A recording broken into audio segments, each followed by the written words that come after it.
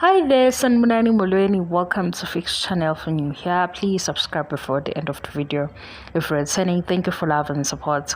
I appreciate you. Thana nesithembu siyaxoxa udaba futhi oluvezwe inyanga le ekhuluma ngobaba uMsile kunokuthatha number 5. Isizathu sokuthi sibuyele kulo daba lenyanga ngoba number 5 ufikile. Yathi inyanga umnyama kubomvu uyezu number 5.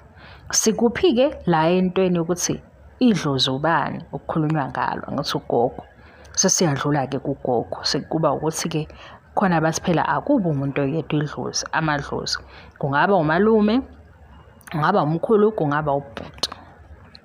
Siyaxoxa kule channel asilwe sike sesabezwa ubhuti abavelayo na ku social media nabanye nje abakhuluma kabanye odade ukuthi kahle fanele ngithathe isithembu ngoba ubhuti wami wahamba emhlabeni engashadile. Kuukuthi ke njengoba izinto zesintu ezinye ziyafihlwa sizizwe sesixoxa kanje kube ukuthi ke ayikho into evelayo ibeke etafuleni abantu bengabe nayo imibuzo.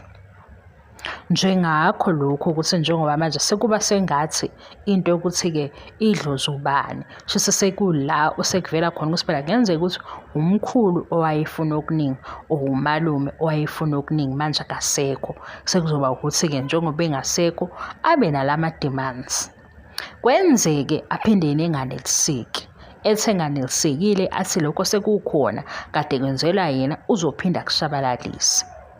Manje ke umbuzo ke uthi kule group esibuzayo nike nicabange yini ukuthi kungenzeka nalena yokuthi angithi manje into yokuthi idlozi likhuluma nalo elikhuluma naye into esiyilinganisa nokuthi kufika ngephupho angithi mhlambe kuba isibonakaliso kube into efika ngephupho akekho ozokwazi ukuma phakathi komuntu ethi awuyiphuphanga lento othi uyiphuphile ngoba manje iphupho lifikela wena wedwa.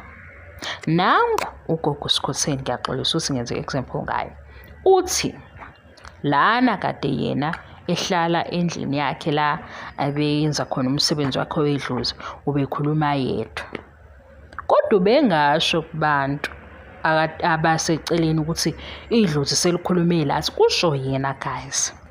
Lento ke sithi futhi ke anicabangi yini ukuthi njengoba kuvela ngesintu nangesizulu ngenzeka ukuthi nje umkhulu wakaSibiya dala emandulo umkhulu wakaSibiya wayibonela yena ukuthi inhliziyo yakhe ngathi ayinakho ukuneliseka ufuna okuningi waseke umkhulu wakaSibiya waba nestrategy sokuthi lento ukuze yenzeke ngizosuke ngithi abadala bafuna lokho kube yindaba ezwakalayo ngoba manje isukele kanje kuyimi ngoba manje ngisasebenzisa umuntu omdala ukuthi akekho oneqiniso lokuthi kuvelephi njengoba sekuyinto abanye sebehambe beqhakambisa ukuthi umkhulu yena ngoba wayenesithembu ufuna isithembu kanjani ngoba phela manje angithi isiko nesintu kunomsuka wakhona kukhona futhi okuqalile noma okwazi iqala njengoba manje sekuzokhama kuba khona ubhuti othi nje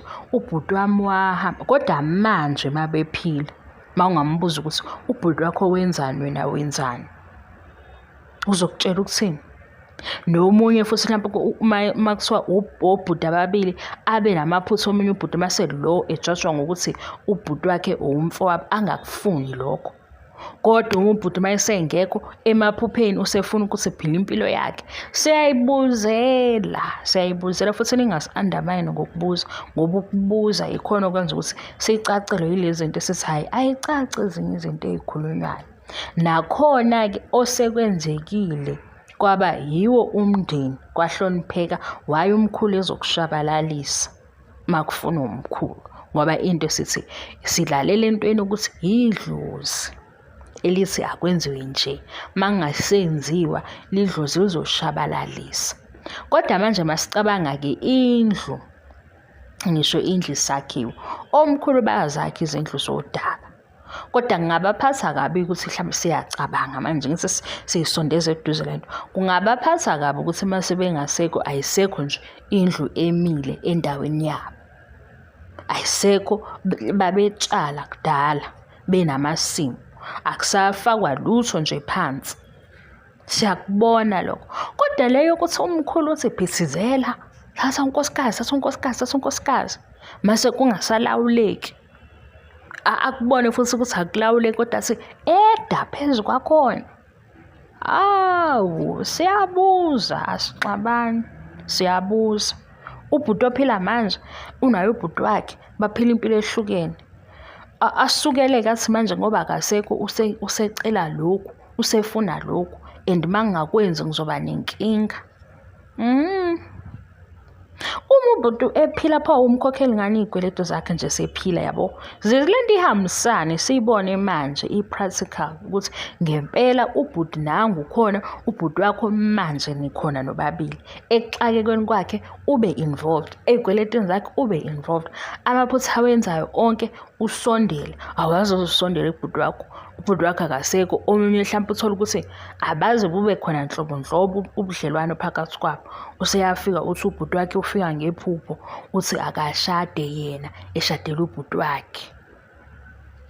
Ngoba hayi, ngicela ingangiqhathi, ngiyabuza, ngibuzela mina, ngiphethwe ukuqina, ngigijimela labo esibuza nabo, sengiyabuza nami ukuthi hayibo.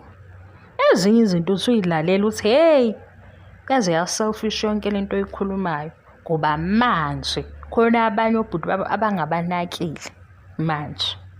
Jiki usenenhliziyo angaseyiqondi ukuthi inhliziyo enjani, usephethwe nje umoya wokungayiphathi kahle. Ubhuti wakhe engasekho, ubhuti wami ufuna ngishade. Azathi umuntu phela isizukulwane isihloniphi. Saqala ubani leso? Kusho laba ababuzayo ukuthi leso saqala ubani? Ubhuti wakho uthe kubona ukuthi unkosikazi unaye nihleli kahle, zenzeka izinto, kodwa wathi unkosikazi wakho ungasamnika ukuthula. Yena akayenzanga lento, usuhleli nonkosikazi wakhe naye. Wathi-ke ubhuti wakho eselele yena, ngoba ulele yena seyiqedilwe eyakhe indaba leyo ukuthi akwazi ukwenza izinto. Wabona ukuthi ubhuti wakho nawo umndeni, kodwa uthi umndeni wakho ukhona, kuwamandla akho, kuyimizamo yakho. Wathi lo nkosikazi lo mlandela omunye ngoba yena akakwenzanga lokho. Hayi, isiZulu sakithi phela into ungathiwa eyakini kodwa ubufunda uyilaleli ukuze ubone ngempela ukuthi eyakini yini, uyizwisise futhi. Ngaphandle into mayingekho-ke yikho kohlezi sikwenza ukuthi sithi asizwa kodwa kahle.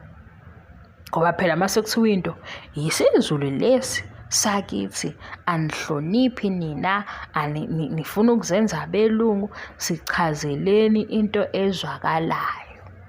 Mayikuhlule ukuyichaza, uzoyenza kanjani? Uhluleka ukuyichaza kodwa uthi uzoyenza. Hayi, kule group esibuzayo kuyo silobu sishayisana ngamakhanda, sisabuza futhi okunye kuthiwa idlozi elifunayo. Ngisho njalo. Bye bye.